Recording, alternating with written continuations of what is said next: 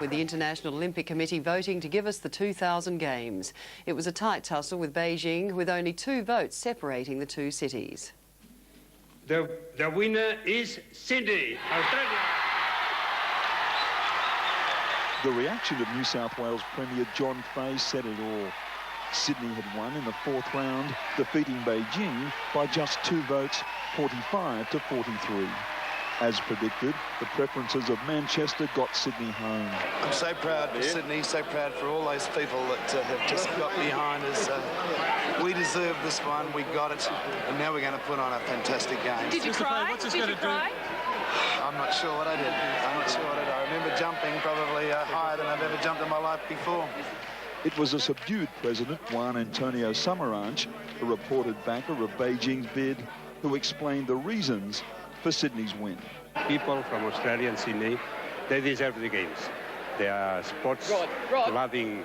They love very much sport, and I think they deserve it. They work very well, and finally they got them. As the unsuccessful bidders began pondering their shattered dreams, the Sydney delegation prepared to face the world.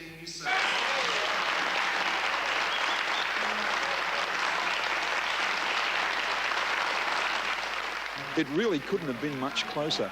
Had one delegate deserted Australia in that last round, it would have ended up at 44 votes each, leaving the casting vote to President Samaranch. For the Sydney bid leaders, relief was almost as great as the satisfaction. I'm happy that everybody else is happy generally, and you know, that we undertook a job and we did it. I mean, I've always thought that we should have won it, and I've always thought that Australia had a tremendous amount going for it. But the victory gives a young nation the chance to host the world in Sydney 2000. Paul Mullins, Monte Carlo, 10 Eyewitness News. The adorned Opera House provided the perfect backdrop for what everyone was hoping would be a victory celebration. The winner is Sydney.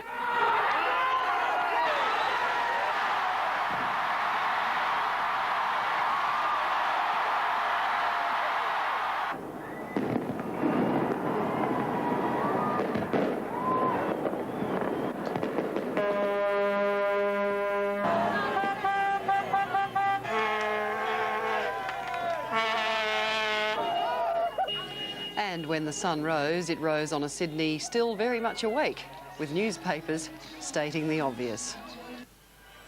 And tonight the celebrations are continuing. One of the city's famous landmarks, Centre Point Tower, was for a short time transformed into a giant Olympic torch. Darling Harbour was the main focal point, with many families taking the opportunity to enjoy the free entertainment and fireworks. And there are more victory celebrations planned for the weekend. The Sydney Olympic Complex will cost $1.7 billion to build. It will provide thousands of jobs and also transform Homebush in Sydney's west into a sports mecca. The ink was hardly dry on the Olympic contract before foreign journalists were being shown over the Homebush site. The first stage of the Games complex has taken shape in the last 13 months.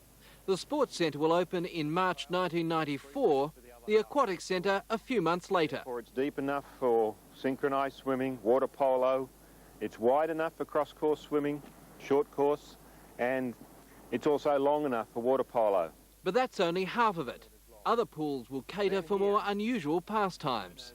These sports that I don't know a lot about are underwater hockey and canoe polo.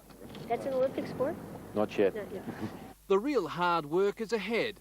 From now until 1997, designs for the other arenas planned will be finalised.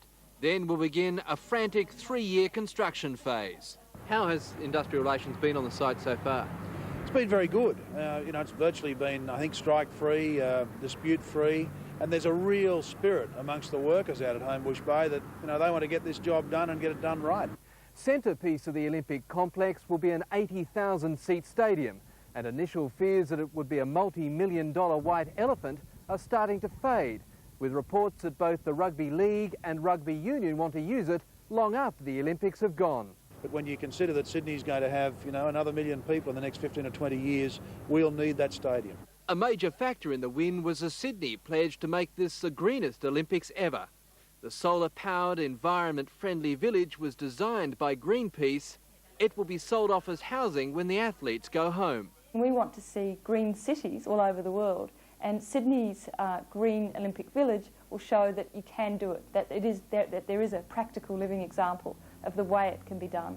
The years ahead will be very busy at Homebush Bay, but it's now certain the area will be a major focus of elite sport for decades to come.